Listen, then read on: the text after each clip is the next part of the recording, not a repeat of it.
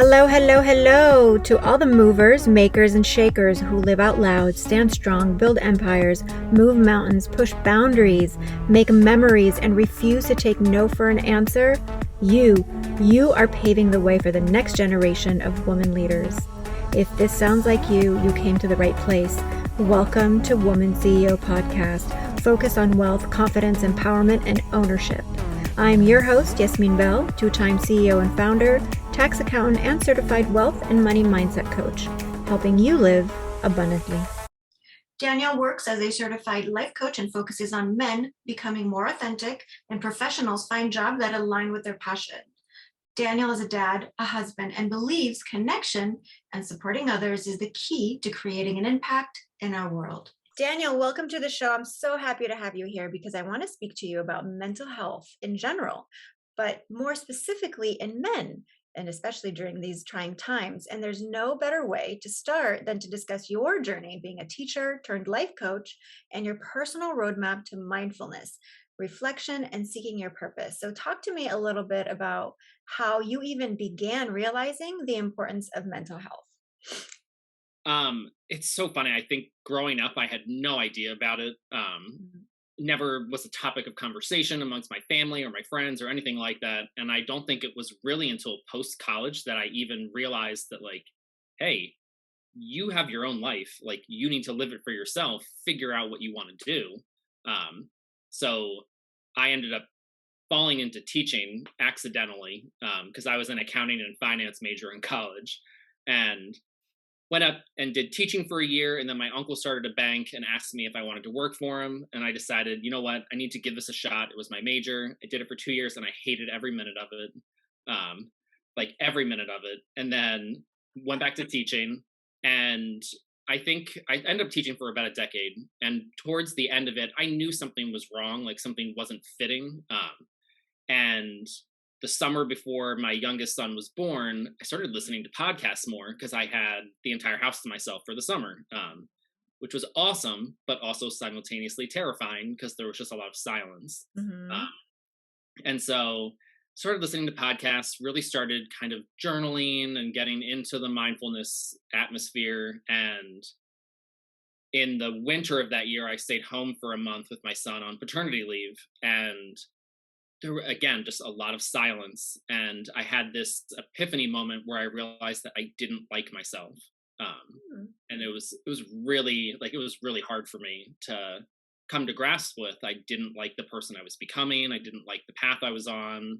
And to realize that about yourself is really hard. And so during that break is when I realized that I needed to leave teaching. It was not serving me anymore. And really with teaching, you're affecting the kids. And I just didn't want my dissatisfaction with my job to affect them negatively. So literally the first day back after break, I told my principal that I wasn't coming back next year. And then COVID happened. And I almost feel like that was my sign that, like, I was making the right choice. And still doing journaling. I've been journaling now every day for 2 years. But then was just kind of trying to figure out what I wanted to do. And I knew I wanted to do something with service. So I was looking at like nonprofit work and different things. And I ended up getting 3 final interviews and within like a week and didn't get any of them. And I kind of viewed that as like another sign that like this was not the path I needed to be on. And that's when I started the certification school. And I feel like it was just the world kind of telling me that, like, this is not meant for you. You need to try this different thing. And fortunately enough, I was open enough to listen to it and take that leap. But it was terrifying. And 6 months later, finished the certification school, started my own business, and we're here. Wow. And you touch on so much because especially allowing and listening to the universe, right? Giving you ideas, steps, and sometimes, right, when things don't work out, sometimes it's a blessing. It's a blessing in disguise because it's just not meant to be your path. And we tend to hold on to that loss or that defeat and really get down on ourselves and go, oh, why didn't I get that job? Oh, why didn't I do this? Why didn't I do that? So I commend you for really stepping in that space and being mindful and allowing. And I think due to your journaling and your reflection and your mindfulness, it really helped you conquer that feeling. Well, I actually recently read something that rejection is not real. Mm. And this whole idea of like when you apply for a job and you don't get it, that's not rejection, because like rejection doesn't exist because you didn't have the job in the first place. So what did you lose? Mm. You didn't lose Wow. anything because you didn't have it to begin with. And I was like, that's so true. Like, I think Wow. that's why I wasn't so upset about it Hmm. uh, in the moment. But I also think it was me realizing that that was kind of the world telling me that this was not the path Yeah. for me. Yeah. Um, and like you were saying, it's one of those things like, if it was meant to be mine, I would have had it. It Hmm. wasn't. So like, it's Yeah. okay. Like, you know, And yeah. And this is a lesson that I'm actually learning too, is if it's meant for you, it mhm, will be yours. yes. And it goes along with trusting yourself, trusting the process, trusting that things are happening for you, and yeah, just being open minded to that. So that is my biggest lesson right now. For me right now, mental health is making sure that I'm acknowledging the way that I'm feeling. Um, Mhm. and I'm trying to process why I'm feeling that, like what the need is behind it. Because I think I ignored that for a really long time. Mhm. In many ways, I think growing up, I was pretending. I was pretending to be this person that I thought everyone wanted me to be. Mhm. And I never really gave myself an opportunity to figure out who I really was until really like probably my early 20s, which I feel like is really sad to say. Mhm. Now looking back on it, I'm like, that's crazy that I not wasted, but that I didn't give myself a chance to find out who I was until Mhm. that point. Mhm. And I think I've slowly gotten to the point where I'm accepting, you know, my flaws, my quirks, Mhm. strengths of mine, even, Mhm. things that I would never have had the confidence before to say is a strength of mine. And I think a lot of that too is just like perceived male and female traits. Like Mhm. I've always been very empathetic, and I would say emotional, but I always tried to hide it because I felt like it wasn't okay to show. And so That now vulnerability. I feel like I cry like constantly. I'm just like Mhm. very emotional. I think that happened more so once my boys were born. Okay. I've become more in tune with it. My Mhm. wife laughs all the time because she's like, "Are you crying again?" And I'm like, "Stop!" um, But it's great because you touch on so much and it's such a vulnerability. And thank you for sharing this because yeah, it's vulnerable just speaking about it. yeah, Because so many men think that they need to keep this macho persona, hmm right? That they don't have feelings. It's blank, it's like blank slate, no feelings are entering the zone. And it's really sad because we're all human. And I think hmm changing or deconditioning, so to speak, right? Re-engineering the way we are. yeah. Well, it's like I went to therapy when I was younger, Mhm. um, and it's kind of interesting too. Like I think about that all the time now. How not I wouldn't say progressive, but how Mhm. amazing that was that my parents gave me that as an option. Mhm. And they let me choose, and I felt like I needed it. I had extreme anxiety Mm. in middle school, and it was super beneficial and super helpful. Mhm. And it's unfortunate too that I think it's such a taboo thing to talk about. But I'm like, Yeah. therapy does not have to be a thing that you go to as like a last resort. Um, Right. you know, 100%. you Yeah. you can be going to therapy constantly. Yeah.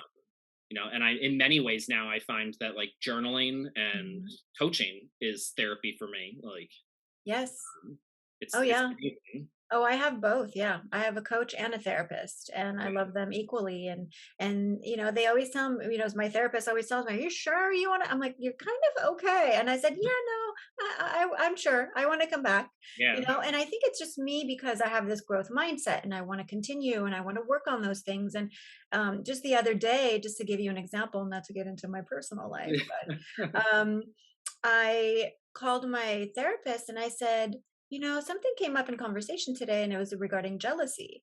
And it was a conversation around jealousy, and everybody was asked in the group coaching, do you get jealous? And have you encountered a moment of jealousy? And I'm Mhm. like, no, not jealousy. Maybe rejection comes up, a little bit. Like, when you were in younger 20s, like, is it really jealousy or is it rejection coming up at that moment? Yeah. And so I looked back at an incident when I was in my 20s, and I had to have a conversation with her, and I'm like, why would in the past, why did that maybe like come up, right? So it's like those conversations that you have. And I think it's also real important to label your exact emotion, because Mhm. people think it's jealousy, but maybe it's rejection, maybe it's something else, right? So really getting down to the root will help you navigate and road map your life to be Yeah. great, to not allow those things to hinder you down, and limiting beliefs and Mhm. conditioning to really hold you back from being really the person you're meant to be. Wow, that's so true. And it's like I feel like we don't have a big enough emotional vocabulary sometimes to really Yeah. name what we're feeling. Yeah. Vocabulary has become a huge thing for me because I think everyone has their own vocabulary for Yes. any word, really. Hmm. And it's so important to know what other people think words mean. Yeah. Because I've found with my wife that that's where a lot of our arguments come from, is a miscommunication of words. Yes. I'll say something and she thinks that that word means something different. And so now she's assuming that's what I mean, where it's not. And then fights ensue. And Yep. it's so important to clarify with each other what you think emotions and words mean, because we don't Yes. think the same. Yeah. But 100%. It's having so that true. conversation. Yeah. Having that conversation, and you bring up a great point, because I wasn't raised in a family where we sat down and ironed out our issues or talked about things. Like, I did not. So I had to learn in my, in my time right now, how to communicate effectively, how to say how I feel, which was actually really difficult. It's expressing your emotion to the deepest, hoping that that person will create a space for you to be yourself and to embrace it without judgment. That's the key, is allowing the floor to whomever is coming to you. So if you and I, for instance, we had a conversation and you said, hey, Yasmine, this is bugging me. I can't come back to you and say, well, last week what you did. You know what I mean? Like, allowing the floor to the person that's speaking. I think it's really important. And that's one thing that was brought to my attention through reading a book. I was like, oh my gosh, this needs to be a rule in my house, that whoever comes to you with an issue is who gets the floor. Yeah. Wow, that's fascinating. It's also kind of I was reading the other day about how men interrupt women Mm, almost 3 times more often, mm, in all realms. And they did a study and they were showing that on the Supreme Court, 6 of the 9 members are men. Um, so, only 3 are women. But of the interruptions that occurred during their court cases, mhm. almost 70% of the interruptions were targeted at women, even though they only made up 33% of the judges. And I was like, that's incredible. Like, why is that? And it's funny, if you watch just casual relationships you have, Mhm, men interrupt mhm, way more often than women do. mhm. And I think that has more to do with a lack of wanting to listen Yes, than it does actual talking. it's so true. It's so true, and you nailed it, because we have very different brains. Women have different brains than men. 100%. We're not made equal. There's no Yeah. one size fits all. We're very different. And one of the things that I would love to share for my male audience, because I know you guys listen, smart ones, smart men listen to my podcast. Um, it's really important to understand that as women, we sometimes don't want the answer. Mm, Sometimes we just want to vent, to talk. You know what I mean? Like, Yeah. because this is what we do with girlfriends. It's like, girl, what's up? Tell Hmm. me, dump it on me. I got you. And this is how women, we bond. We bond by talking, by communicating, by connection, because women are all about connection and love. So this is how we connect. So when you get a man in the mix, the man wants to come in and fix it. He's like, what's Hmm. the problem? Solution based. And we sometimes don't want you to fix it. Yep. We will talk with you and give you scenario A, B, and C. And at times, I'll say, Hmm. hey, babe, what do you think I should do? Then we want, your Yep. feedback. But a lot of times men are like, why are you bothering me right now? What do you want me to do? How can I fix it? And I think that's the Yeah. communication between a man and a woman. Sometimes that can get misconstrued or misunderstood is, Yeah. you know. My actually, it's funny you say that because my wife and I do that with each other. Before we start any sort of like where we know it's going to be a real conversation, we start with, Mhm. "Do you want me to listen or problem solve?" Mm, So that we know ahead of time, like, yes. okay, they want me to just listen, so I'm just going to hear the words. I'm not Yep. really going to like listen. I'm just going Right, to right. hear, so she knows I'm acknowledging her, like I'm here. Mhm. Um, but if she says like I need to problem solve, then I'm listening and I'm trying to Like that. engage and like figure it out. Mhm. And we do it with each other. So like the other day, I was getting frustrated and I went upstairs and I was like, I just need you to listen. And she was like, okay. And so I vented for like 2 minutes, and then I was like, thank you for coming to my TED talk. And I walked away and I was good I because love I that. got it all out. You see? And sometimes it's just as simple as explaining, really how are you going to communicate and setting an intention for that. Mhm. Setting an intention. What is the intention for this talk? Because sometimes I know it can be hairy. It could Yeah. be, oh, look what you did. It's all, and it's about taking accountability, not blaming. And what Yeah. is really the intention for that conversation? Because when you are Yeah. able to say, I love you, I love you, my intention is to work through it, I don't want it to happen again, then Mhm. you're both problem solving. Yeah. That's actually I had read this thing. My wife and I have tried to do it where if you're having a lot of arguments and you need to have like a real conversation, to enter the conversation where like I would enter it with three things that I need to work on and get better at. Mm, And then she brings three things that she needs to work on and get better at, so that we're not accusing the other person of anything. We're owning up to what we need to fix first, so I that the like that. conversation starts with ownership as opposed to accusations. That's And powerful. yeah, and I was like, that's such a cool concept to Yeah. say, I'm not perfect. Yeah, there are things that you're doing right now that bother me, but I'm not perfect either. So like, here's Mm, what I take ownership of, and maybe that person will bring up the thing that you're going to talk about anyway, yeah. but they're taking it on instead Yeah. of you accusing. Right. And wow. And it's really, you touch on something because so often we're like, well, you made a mistake, so apologize. Right. And we're so Hmm. obsessed almost with say you're sorry, apologize with this word. But unless you give the word meaning, it's just a Yeah. word. Well, it's are you somebody who like says sorry a lot? Like if you make a mistake, you're like, ooh, sorry. Like Not um, really. Not I really. I find that to be something interesting too, because it's Not almost really. like the word sorry, I feel like has lost so much meaning Yeah. because we overuse Yes. it. And I Hmm. actually saw like a reel the other day, and the woman said, she's like, instead of saying sorry at work, say things like, thanks so much for catching that mistake. I'll fix that. Hey, Hmm. thanks for the feedback. Like, not, ooh, sorry, I messed up. Thanks for Yes. catching that. I'll correct that. Like, Yes, especially during business emails.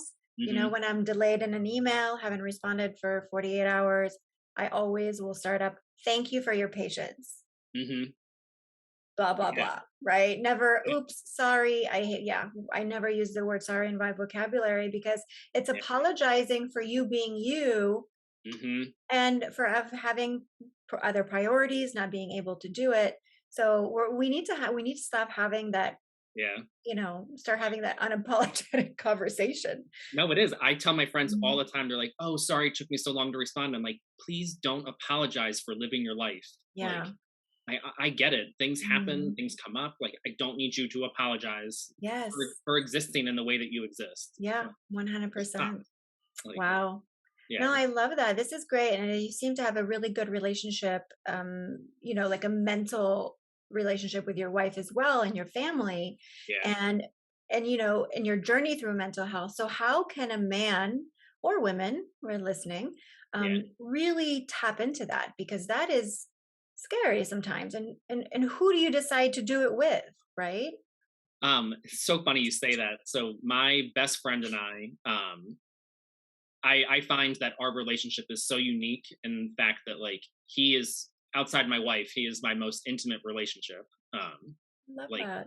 he knows everything about me. Like we've cried in front of each other. Like, and so I called him out the other day about having no boundaries and being really bad with boundaries. Mm, And so last week we were supposed to meet up for drinks, and he called me about an hour before we were supposed to meet, and he was like, "Hey, I have all these things that I really need to do. It's giving me a little anxiety. Can we postpone and do this a different time?" And I was like, "Yeah, sure, it's cool." And hung up the phone, and I was upset, but I also was so proud that he made a boundary and mhm. like stuck to it. And so we met up later in the weekend, and he told me that I'm the only person in his life that he felt safe enough to Mm, create a boundary with. And then he was like, it's almost like I need to practice boundaries with a safe person. mm, And I was like, oh my God, that's such a neat concept that like mm. with mental health or relationships that you need to be able to practice with Yeah. a safe person, with Yep. somebody you trust. Mm, And so it is. I think I've had conversations with him, very open, deep, vulnerable conversations. And I think mm. that has made me more comfortable having them with other people. Yeah. And I've always done that with my wife, Mhm. but it's cool that like having done that with him, I now feel so much more comfortable doing that with other men. Yes. And I also think I have no tolerance anymore for surface level conversations. It bores me. Me Um, too. Me too. and so I'm I just like like, deep conversations. yeah. And it's okay, like every once in a while, but like I just don't want that to be the whole relationship. Right. It doesn't do anything for me. Yeah. But I think it's being vulnerable is hard, Mhm. and somebody has to take the first step. Um, Yeah. and it's unfortunate because I think vulnerability is oftentimes viewed as a female trait, like Mm. being empathetic, being vulnerable, like compassionate. Um, where in reality, like being vulnerable is being courageous. It's being brave, Mhm. which is funny Mhm. because those are words that you associate with men, like Mhm. bravery and courage. But I think they're looking at those words as physical bravery and like physical courage as opposed to mental and emotional. Mhm. When I would argue that the mental emotional courage is dramatically harder than Yes. physical. Yeah. Um, which is why I think you see a lot of men not being emotionally vulnerable. Yeah. Uh, but it's huge. Yeah. I think I've learned that is the fastest way to connect with people Yeah. is to be authentic and open and vulnerable. Mhm. Um, I have people that I met through the certification school that I've known for 4 or 5 months, and I feel a much deeper connection with them than I do friends I've had for a decade. Yeah. And I think it's because we're open to those conversations and deep connections. Yeah. Um, Wow. yeah. That's incredible. Yeah. And so I don't know if you're familiar with Brene Brown. Love She her. had a TED Talk on the power of vulnerability. Yep. And actually, I think she has one on Netflix called The Call to Courage, which I watched Mhm. like 5 times already. She speaks about vulnerability. Mhm. And as a woman, I had trouble opening up, really saying my true feelings and also stating what my feelings were. So Mhm. if I felt angry, right? We know that anger stems from pain. Yeah. So what is that pain? Mhm. Right? So instead of saying I'm angry, I say something's coming up for me right now. It's painful. I'm going to Mhm. get back to you in a minute. Let me process. And so I process it. Yeah. Women, we need to learn to speak up more and to really stop saying sorry and to really step into our power because I think we're so powerful. I think we cannot live without men and vice versa. I think Mhm. it's so important for men to step in their power and their vulnerability and their courage to have that conversation Yeah. and really shine because without women either it's the yin and the yang. hmm No, I totally agree with that. And it's funny, as you mentioned Brene Brown, I'm actually reading a book she just did with Tarana Burke. Like, it's called You Are Your Best Thing. It's an Oh. anthology of Black humanity, basically, Mm-hmm. and about vulnerability. Because like Brene Brown was talking about how, like, in her research, even though it is diverse, Mm-hmm. because she is white, as she writes about it, she's writing from her perspective. And so there's no perspective from people of color. And so they created this anthology. It's 20 different writers writing about their experience. And they kind of talked about how you can't be anti racist if you don't value Black humanity. And so Mm-hmm. it was, so I'm reading it and they're like beautiful essays. Um, Mm-hmm. but the one woman talked about like being vulnerable as a Black woman in particular. She's like, Mm-hmm. it's very difficult because there is no safe space. Mm-hmm. Like they sometimes physically don't feel safe to be able to share that stuff. And it's interesting because I have had conversations recently with women in my life about like, do you feel like safe in your environment? Mm-hmm. And I'm like, and I don't mean like physically safe all the time, but like emotionally safe, where you feel like you can be yourself and express yourself. Mm-hmm. And I've heard like a wide variety of responses, and it makes me sad that like, Mm-hmm. because I've never felt that. Mm-hmm. But I also don't know what it's like to be a woman, but I can't even imagine like not feeling safe in your Yeah. surroundings. Yeah. It's unfortunate, right? And see, but to me, that's the interesting part is like, I think that leads to this whole point of like, men need to do the work. Yeah. Like, we need to do the work to figure out why it is that we feel the need to Mm-hmm. be dominant, to be Mm-hmm. assertive, like all of these things. Is it because we feel like if we are not doing those things, we're going to lose some stake in our power that we have? Like, because I truly believe that like women, people of color, they don't need our help. They're good. They need us to figure out what's going on with us. Like they need Yeah. us to work on us because that Yeah. will help them. Yes. Um, you know, Yeah. and that's 100%. and it is, and it's just one of those things like my wife is the breadwinner in our family, always has been, and Mm-hmm. it was difficult for me at the beginning. Uh, Mm-hmm.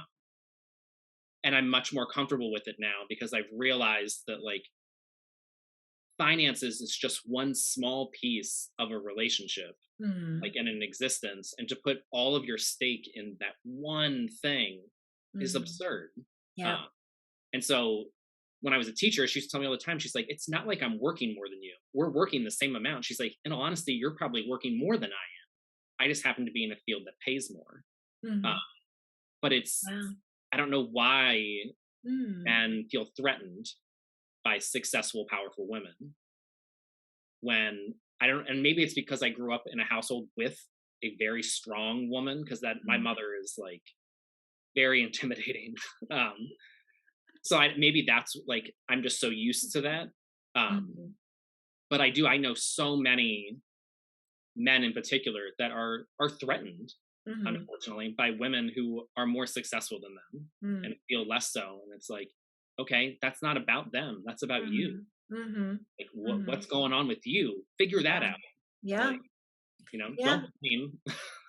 100%. And in my personal life, I mean, I've had successful men. I dated men that had startups. I mean, you name it. It was definitely a wide range. Yeah, I mean, like, I just find it so fascinating that like I think if you were to ask women what they really want in a man, and then Mhm. you ask men what they think women want in a man, I think they would be very different answers. Yes. Which then begs the question of, is it because we're not communicating to each other what we actually want, which is why this is in existence? Um, or what's going on there? Why is there Mhm. this disparity? My wife is, I think, first and foremost, like, we were friends. So I Mhm. think the basis of our relationship is that we're friends. Um, Mhm. but she does a really good job of challenging me, Mhm. and I appreciate that because I want to grow, I want to change. Mhm.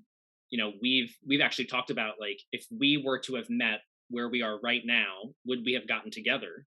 because we're just very different people than we were when we met. And I find that that's a reason that a lot of marriages don't work, because they're not acknowledging that like the person you met is not going to be that same person in 5 years. They shouldn't be. People change. So it's constant communication. So, Right. Not assuming that, oh, this thing that you liked 5 years ago, you still like now, but asking. Right.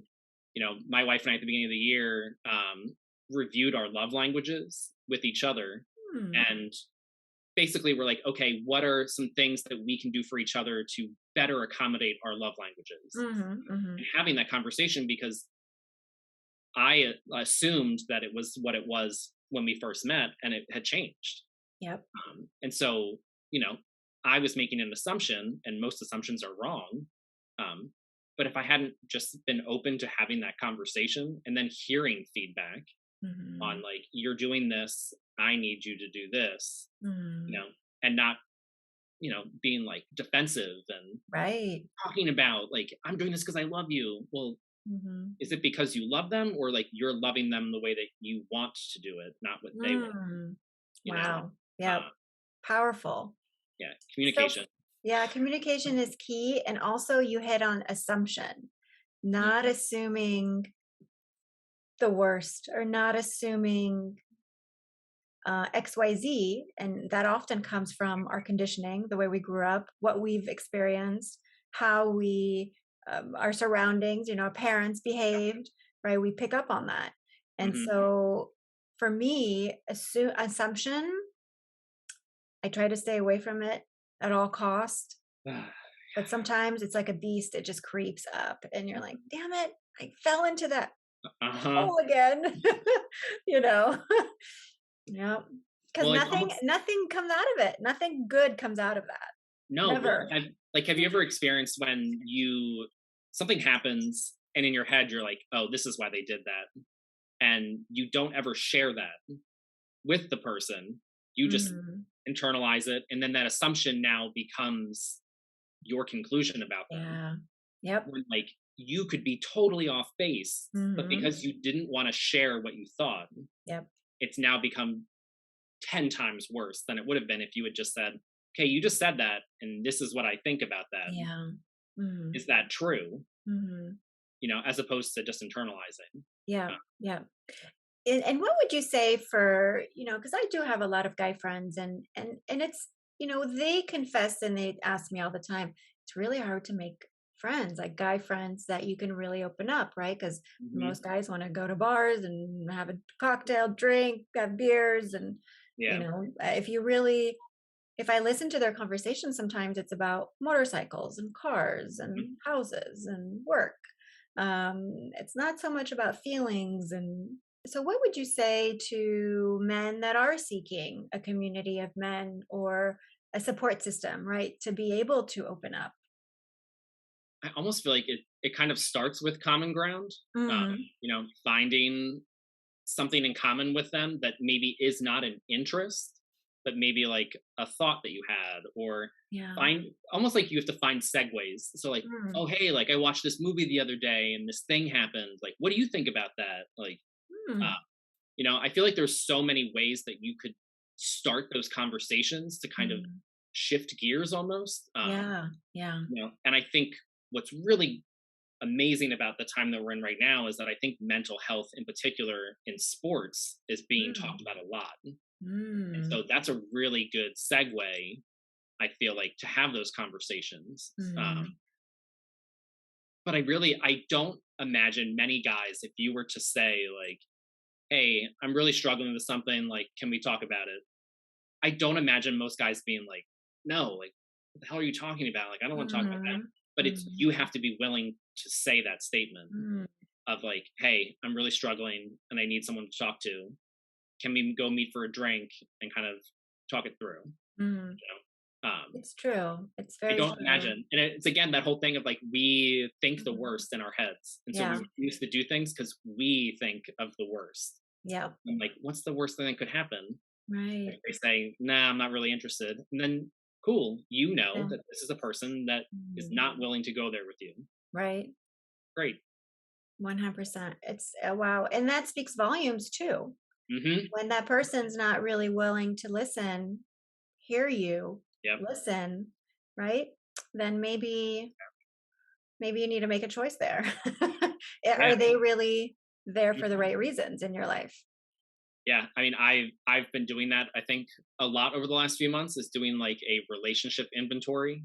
Mm, And going through, like, what am I getting from these people? Like, what are the values and the traits that I find are in mm, common with this person? What's the energy that I feel like when I leave our mm, interactions? Am I feeling mm. energized? Do I feel drained? Like, what does that mean for me? Yeah. And there are some relationships that I've had that I'm like, ooh, this is not good for me. Like, Mhm. I'm leaving all of our interactions very tired, very Mhm. worn down. Like, Yep. this is not this is not good for me. So I need to figure out some way to create a boundary in Mhm. the most kind way that I can, because I obviously, like, I care about these people, but like, Mhm. I can't really be around you that much Mhm. for myself, Right, right. you know.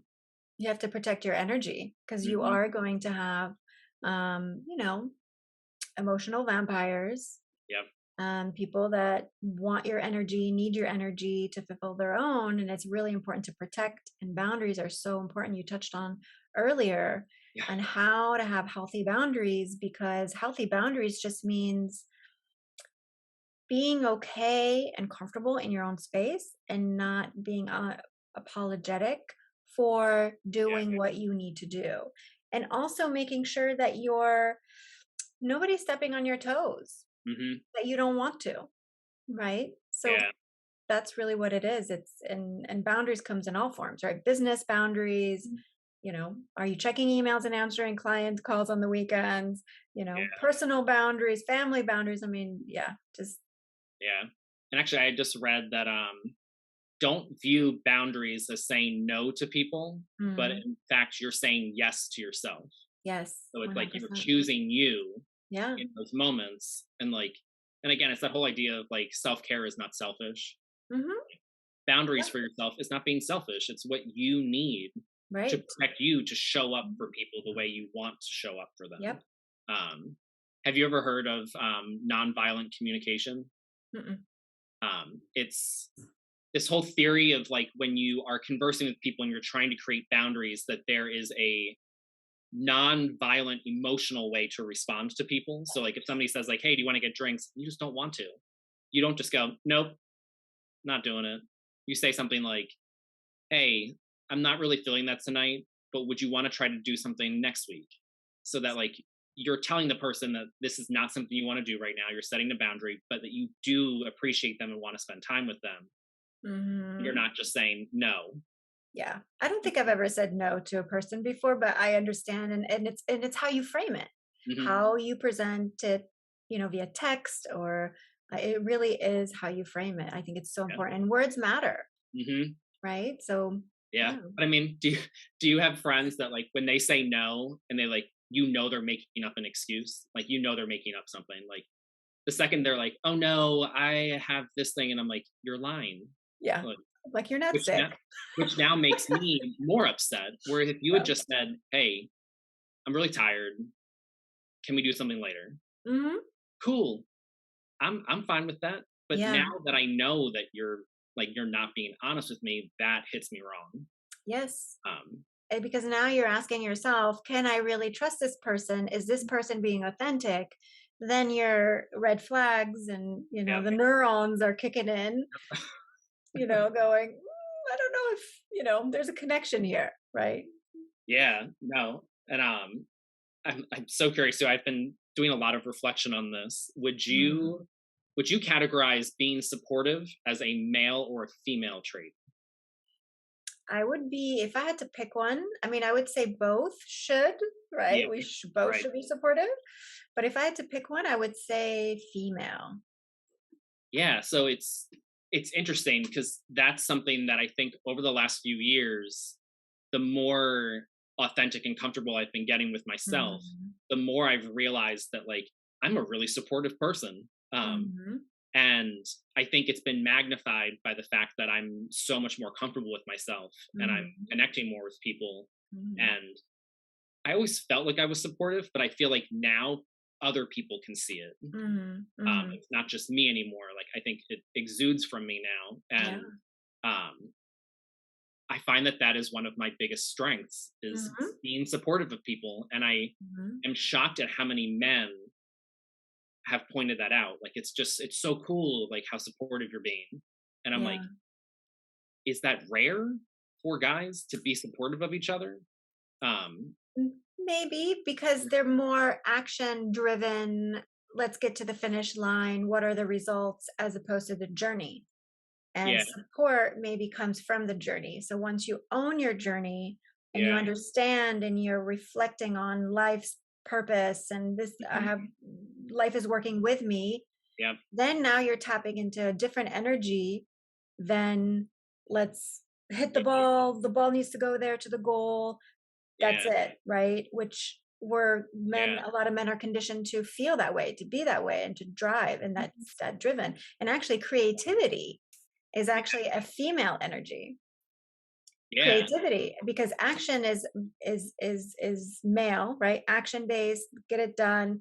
But creativity, and there was this article that um, all the top CEOs, billionaires in the world have to tap into their creative side to be successful, to lead the team, to create yeah, their product, their service, so that they could take action. So really the yin and the yang, right? Masculine, feminine, yin and yang always need to dance together. yeah. But it's even there's Yeah. just so many things around gender norms that like I think that my wife and I are really trying hard to kind of shift and change from when we grew up. Like my Yeah. son the other day was wearing my wife's dress and he was wearing her headband and he was like running around saying he was Elsa from Frozen. And so I thought it was the funniest thing. And he asked me to wear a headband and I did. And he's like, "You're Anna." And I was like, "Cool." Like just running around. But I'm like, think about how many boys were Mm, told, "No, don't do that." Like, um, mm, and it's just really sad to me because I'm yeah. like, I've been doing a lot of thinking about like when did I lose that sense of freedom and authentic just self? Because I'm trying to get it back now, but when did I lose Right. it? Because my Yeah. son is almost 4 and he has it. He's Mhm. just so free. He's himself. Like It's it's the beautiful. childlike. Yeah. Yeah. It's a childlike, which we lose when we become adults, Hmm. yet we carry the world on our shoulders, Hmm. you know? Yeah. And how do we get it back? Because there's so often adults will, oh, have you ever seen kids play? Have you Hmm. ever seen it's like, hey, you want to play with my toy? Come play with me. Yep. They're so inviting. There's no mirrors, they just do it and they're free. Yeah. Yeah. Yeah. So it is. We're trying our best to Yeah. raise them to just be good people. Yeah. which But is which is excellent, and it's about allowing, like mhm, allowing them to be who they are. So if yep, they want to put a headband and dance in a tutu, yep, I mean, hey, that's your calling today. Maybe tomorrow you'll be in a soldier outfit, I don't know. uh-huh, But we'll just take it as it is, and I think it's just allowing to be authentic, be yourself, yeah, allowing the flow of life. yeah, no, for sure, yeah. Wow. Ah, man, yeah. Being a dad. I know. I'm like, that's honestly my goal through all of this stuff that I'm doing. Like all the changes that Yeah. I've made, all of that is for my boys. I want Mhm, them to grow up in a world where they can be authentically themselves and not be mhm. ashamed of who they are. Amazing. And not having to hide it. I want them to know that Yeah. like I'm not perfect. Um, Mhm, I apologize to my sons constantly. mhm, Um, I cry in front of them. I want them to see my wife and I arguing in a healthy way so that they know what healthy arguing looks like. mhm. I Yes. want them to see my wife being a strong, independent woman. Like I want them to Mhm, see that. mhm, And I want them to see somebody who's not threatened by it mhm, because like that's what they should be. mhm. And so my wife and I like we've really been trying to make it a goal to just be human and like not make it seem like we have all of our stuff together because we don't. I love Um, that. Yeah. and just being authentically human and making mistakes and owning up to it. And I think that's what we owe our kids. Yeah. You know, And we owe it to ourselves too. Yeah. Especially as parents, I mean, I'm not a parent, but I know my parents, the way they've handled things is they always try to do it behind closed doors. Hmm. They felt it was a protection. They didn't want to, they wanted to protect us against whatever drama was going on in the family. They wanted to keep us, but I think it actually does us a disservice because now we're having to face all these things as adults, and we can't, not all of us have our parents still, and can have that conversation about, mom, dad, what did you do Yeah. in the situation when you were faced with it, so I think we're almost robbed when we protect too much. I think we're robbed from. I feel like we're robbed of connection, Yeah. which is Yeah. which has just been a huge topic for me. And Hmm. it's, I think that is what, in particular, guys, I think that's what guys sacrifice first growing Yep. up, is the Mm. sense of connection to each other because of Mm. fear of being judged and the hierarchy. Mm-hmm. And so we close it off. You like put it in a lock, like you're Yeah. done. Um, Mm-hmm. but then I think that happens a lot as you get older too. Like Yeah. you lose such an option for connection by just not opening up. Like open up, be authentic, be Mm-hmm. yourself. Your connections will be deeper. People will understand you better. Yeah. But that all starts going inside. It's that whole saying of Mhm. like, the more you go inside, the more people see you on the outside. So Mm. like you have to go in so people can see you on the outside. Mm. I Um, like that. really who you are, and that Yeah. is, and it is. It's so hard. Like Yeah. It is it's so difficult. hard. I mean, I have friends who are alpha men, and it is hard to tap into their emotional side. Yeah. And it's almost like women, we need to learn how to get that out. Hmm. Like the similar as men need to learn how to protect women and how to support women. Hmm. I think women, we need to also be sensitive to bring that out and to create a safe space for men. Yeah, because both men and women have grown up in the same society that's Mhm. inundating them with the same rules. Mhm. And so it is like Yep. it can be done both ways, but it's just one of those things. Like it makes me sad. This month is Suicide Prevention Month, Mm. and 75% of suicides are men. Wow. Didn't Like, know that. and the vast majority of suicides are white men. Um, Mm. and so it's like, what's going on? And I really think so Mhm. much of it has to do with a very like stark lack of connection. Mhm. Like that to me, like to the core Yeah. hurts when I think about young boys, like teenage boys committing Mhm. suicide, where I'm like, did you not have anyone that you could talk to? Mhm. And that's really, I think, what a lot of it is a lack of connection, deep connection with people where you feel safe to like Mhm. go and communicate. And it just sucks because we're doing it to ourselves. Mhm. Like we're Mhm. self-inflicting wounds that we could Mhm. be healing by simply just opening up. Yep. And it Hands is down. scary. 75% Wow. men. That's outrageous. Yeah. It's sad. It's sad. And Yeah. and I think, and I empower you and I support you in your journey and raising your boys and having friends and really building this community that you have, so we're able to change, right? We're making an Mhm. impact, we're changing one day at a time, we're building connection, and it starts with ourselves, and spreading the word, spreading the love, spreading the connection, being vulnerable, opening Mhm. up, and it starts with just having this conversation, which is fantastic.